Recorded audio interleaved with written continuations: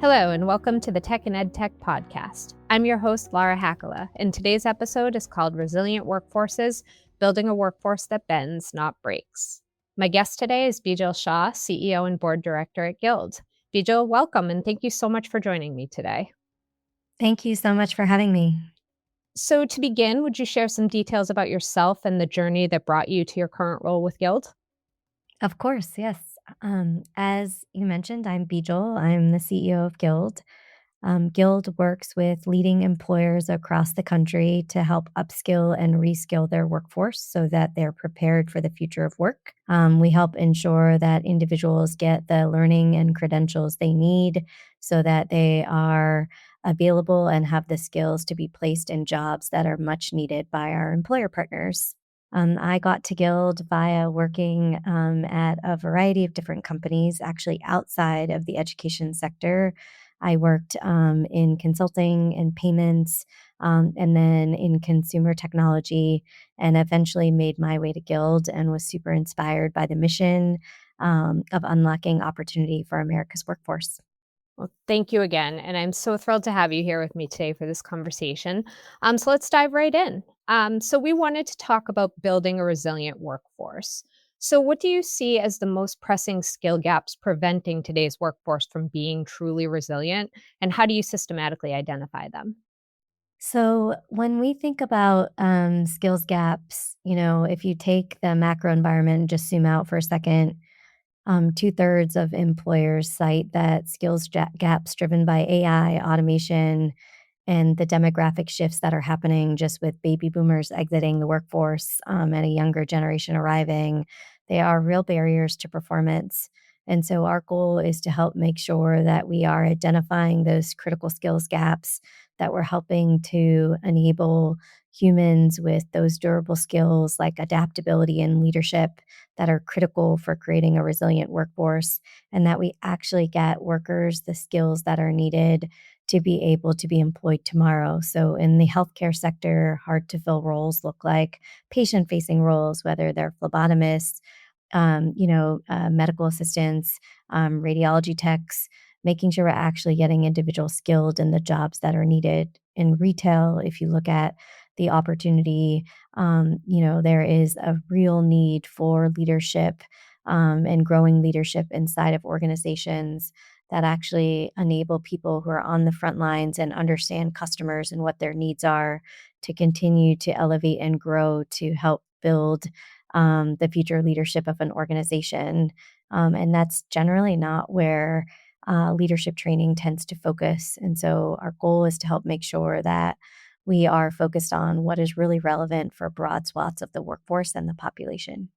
That makes a lot of sense, and that's truly needed right now for, like we said, for resiliency. Could you share any surprising or maybe overlooked skill areas that businesses may sometimes fail to address until it's too late? Yeah, one of the examples I just gave in frontline is really important. A lot of leadership development and leadership programs focus on broad leadership, desk worker leadership.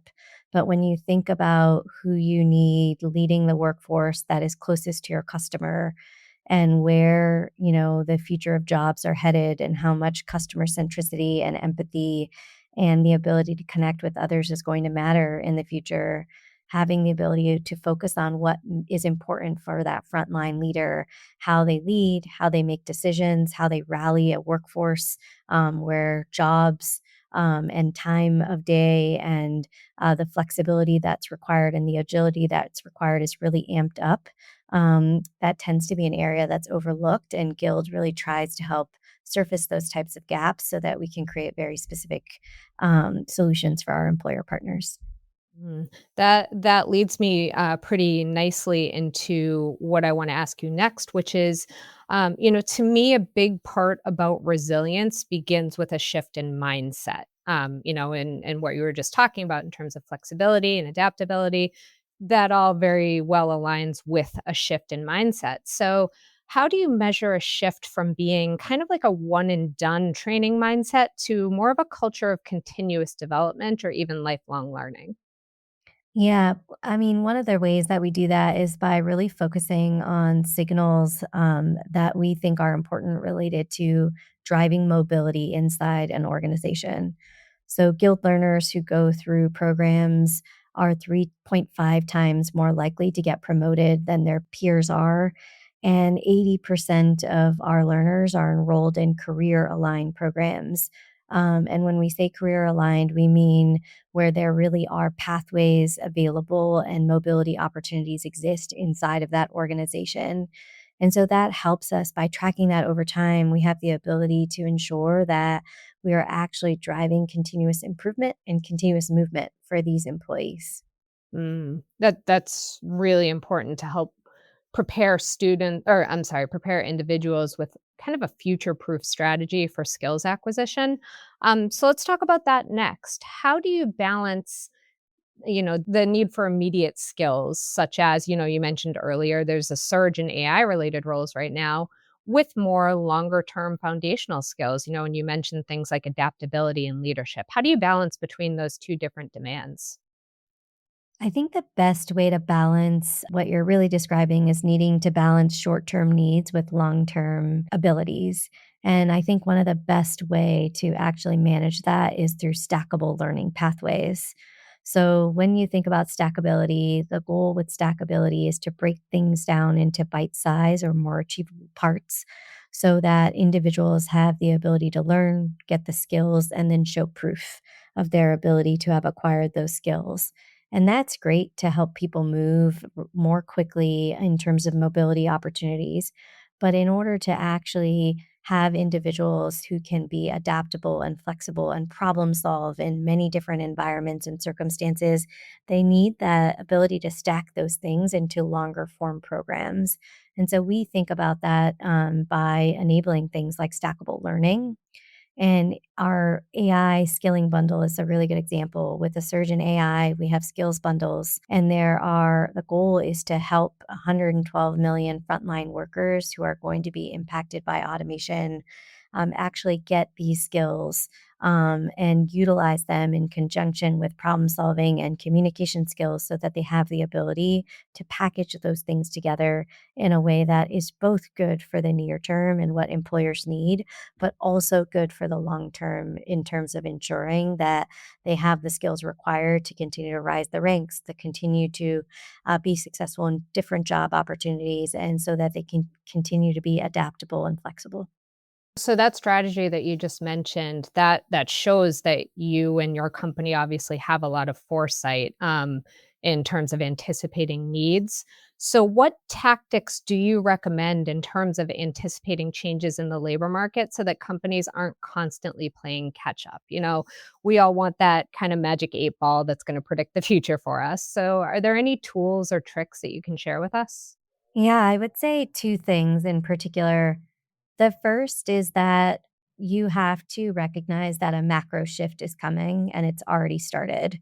Those shifts are influenced by demographic changes. There will be 6 million fewer workers, by 2032 in this country, just given the number of people exiting the workforce.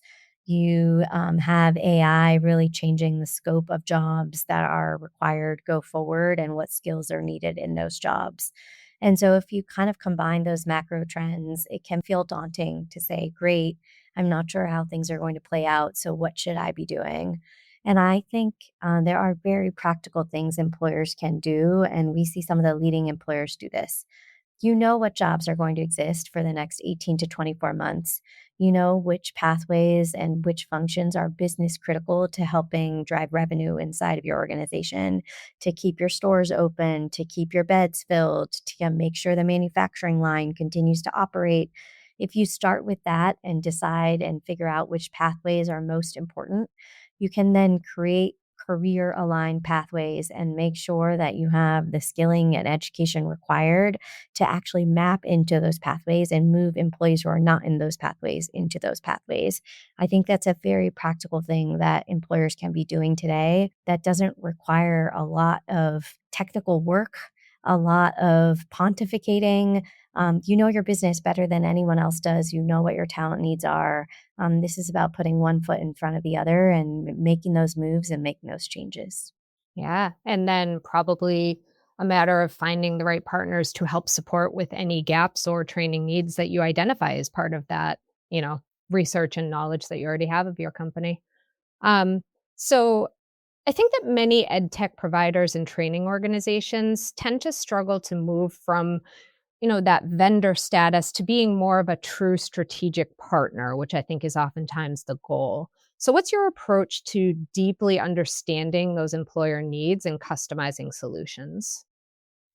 I think it starts with being customer obsessed, understanding the business goals of your customer, how they did last quarter, what their pressing business problems are, understanding where their talent needs are, talking with multiple stakeholders inside the business, walking into the actual store. I had the chance to visit one of our newest employer partners, Din Tai Fung, which is a Taiwanese chain that has emerged in the United States and is one of the fastest growing, um, retail restaurants in the country. I had a chance to visit one of their stores. I walked in to see what it was like, to see how they oriented around their own customers, how they ran their operations. I think, understanding your customers and what it's like to work inside of their facilities is deeply critical. I've been on site at, large auto manufacturers. I've been inside meat production manufacturing facilities. I walk into my local Walmart or Target to try and get an understanding of what it's like to be inside those stores today and right now, and what their employees are facing and thinking about. And I think it really helps to then take those learnings back to the employer as a strategic partner, whether that's something you can solve or not solve, being able to help them see around corners, even if you aren't the solution, and helping them point them to the right providers, helping them understand what other partners in our ecosystem are doing, I think are all really helpful things that are important. The second is backing up what we're doing with data. Our buyer today is an HR buyer. They tend to be the chief talent officer, the chief learning officer, the heads of benefits, the heads of L&D, the CHRO, and they have a really hard job. They have to take their time and energy every day to help prove the ROI behind the work and the dollars that they're spending. And so being able to show up proactively with data and helping them see, that learners are 3.5 times more likely to get promoted, or that for every dollar they spend, they see a 2 times return on that dollar, and helping to do the lift for them, working alongside them and their finance teams to help prove this, I think is really critical, because you show up as a strategic partner versus someone who's just trying to sell them the next thing or the next platform. Yeah, that makes so much sense from both of those approaches. And I'm gonna circle back to data in another few minutes or so. But first, I want to talk a little bit more about personalizing the learning journey for individuals and their goals. I'm here at Magic. I'm a director of learning efficacy, so these are the topics that I get really excited to talk about. And you touched on this a little bit a few minutes ago when you were talking about stackable learning and things like that. But I'd love to hear a little more on how do you go about customizing skill pathways for different roles or industries or even individual learners? Yeah, one of the beauties of Guild is that we're a marketplace business. Our goal is to vet and bring on providers into our marketplace that really deliver on outcomes, both persistence and completion outcomes, but also outcomes that are tied to mobility and job placement and job success. And so we have over 2,000 vetted programs in our catalog, and we have tied those to 18 high demand career pathways like software engineering, nursing, supply chain, and logistics, manufacturing. And so our goal is to make sure that we are enabling a diverse set of programs in our catalog that support a wide variety of pathways, so that regardless of what role or industry or even geography you're playing in, we have something that will work for what is needed, not just for one specific role inside your organization, but to really fuel the talent pipelines you need for the future across your entire organization. So now you're working obviously with adult learners most of the time. And adult learners have very unique needs in terms of approaching learning products and upskilling. So, what are the, say, top two or three strategies that you've found to be most helpful when helping adult learners select the right programs and to stay motivated? Yeah, to start with why our approach is the way that it is, you have to realize that 70% of the workforce in the United States is on the front lines. A lot of the solutions we develop are for the 30% who are not on the front line. Guild decided to take a different approach and to say if you were wanting to help a frontline worker who has a lot of things going on in their life, work, family, needing to manage day to day emergencies that come up, how do you create an experience that really helps enable and supports them?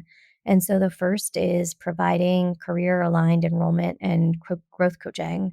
We have coaches who help enable and ensure that our frontline workers in particular, but any worker, persists in their program, is reminded of what their real career goals are, and can actually, especially as they're trying to balance work and life, can be reminded of those things so that they continue to persist and complete their programming. And it is deeply important to the work that we do.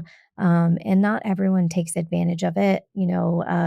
Worker at their desk or someone who's later in their career who has already gone through a lot of education and skilling may not take advantage of the enrollment and growth coaching we provide. But many of our frontline workers do take advantage of it. And for those who take advantage of it, they see higher persistence and completion rates because they had access to a coach.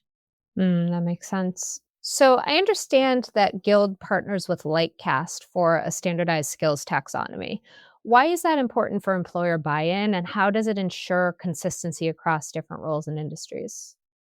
One of the things that is important to note is that I think it's something like 32% of the skills required in the next 3 years, the skills that are required in jobs are going to shift. And in order for our employer partners to be able to understand what skills already exist inside the organization versus where are their skills gaps and what pathways should they be creating, we need common language and common taxonomy across industry, across role types, and honestly, across functions inside of an organization so that you can take someone from customer operations and put them in IT, or you can take someone who's working in strategy and move them into software engineering or vice versa.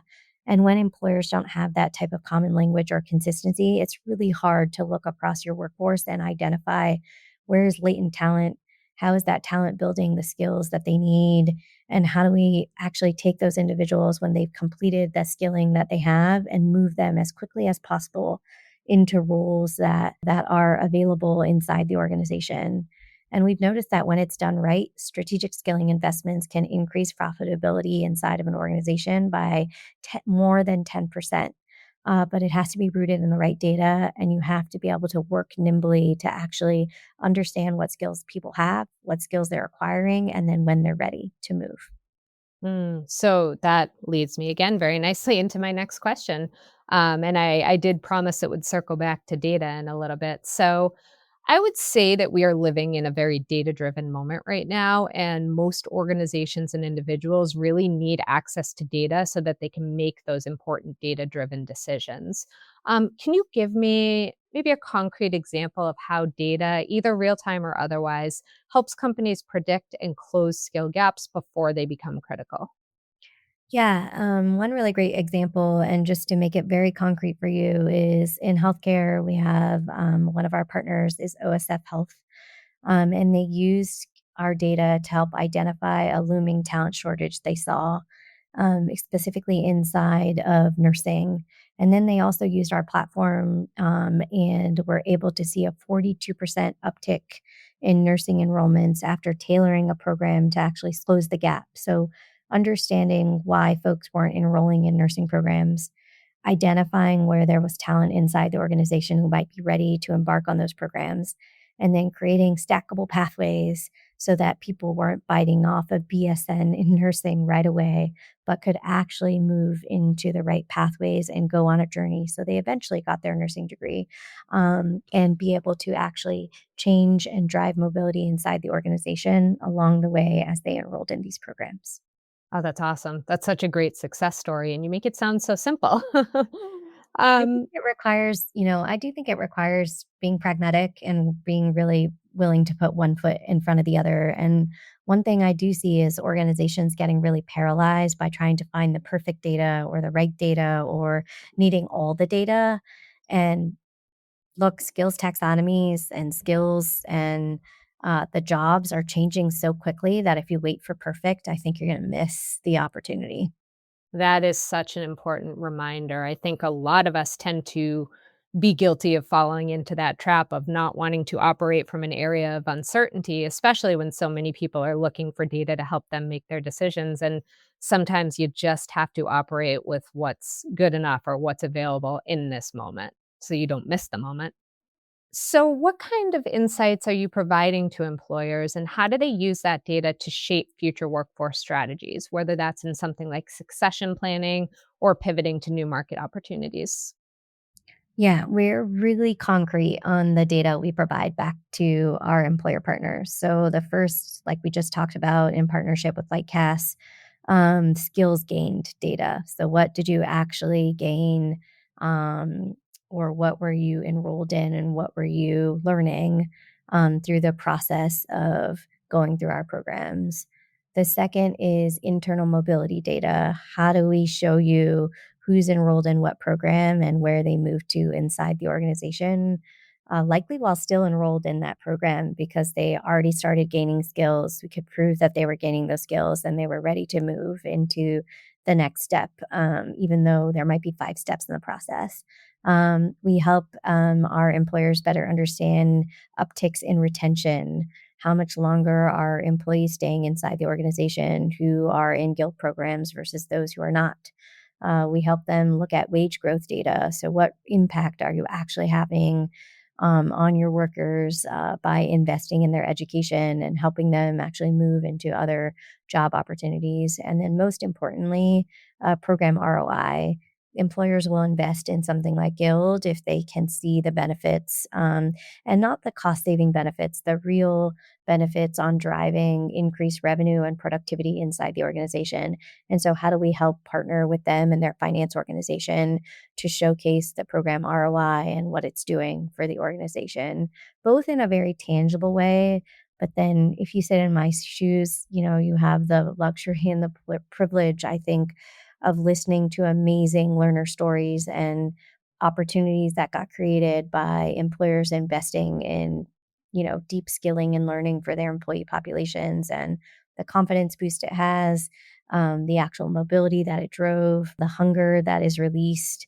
And I think this is another place where these programs can also help spot rising talent, people who are really wanting to invest in their futures. They want to invest inside the organization that they're in and that they're hungry and they have the grit and persistence to want to both balance work as well as educating themselves. And it's pretty amazing to see.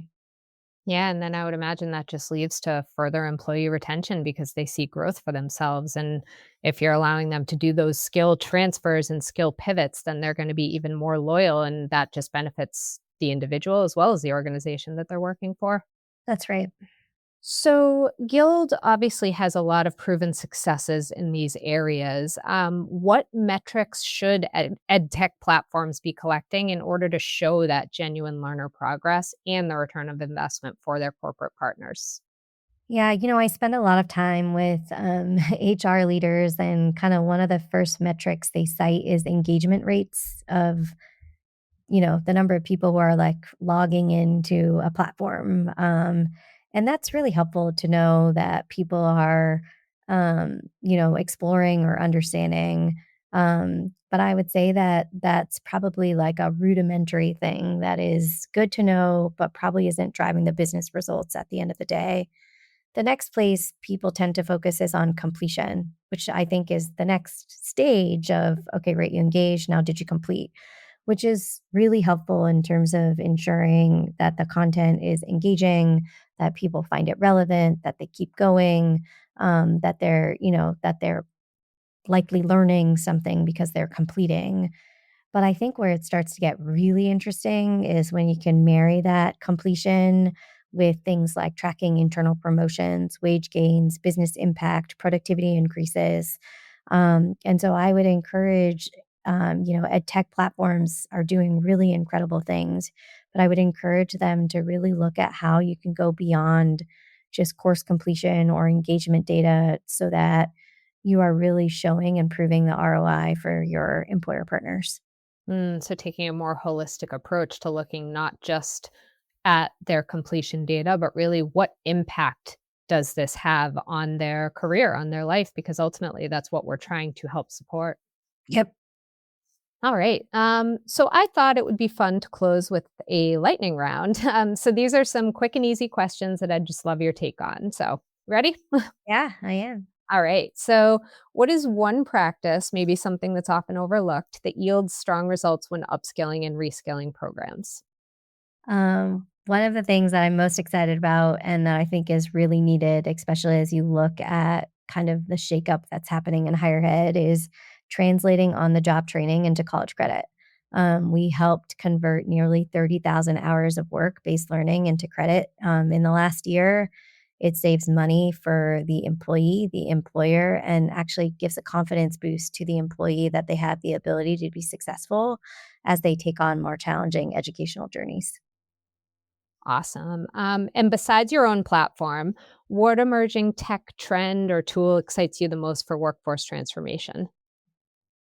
So it's pretty easy and probably a cliche answer, but I'm most excited about players and spaces that are really focused on how to use AI to disrupt how learning is happening, how we teach fundamentals in conjunction with AI, how we get people to be AI fluent, how we help people understand that there's a whole new job of orchestration that can come in a world that is more AI powered or AI native. And so those are things that are most exciting to me that I try to stay on top of. From your experience, what's the most common pitfall that organizations face when rolling out new skill initiatives, and how can they sidestep it? From my perspective, it's what I mentioned before, analysis paralysis or waiting for the perfect answer or trying to make sure everything is integrated and perfect and trackable. There is a lot of low hanging fruit on things you could be doing, just taking a very business first approach on what are things my business needs, what are the pathways I can create, and how can I press go and making that happen. Awesome. And lastly, do you have any final words that you'd like to share with our listeners on how they can start building a more resilient workforce today? Yeah, I mean, I would say, continuous learning and a culture of learning starts at the top.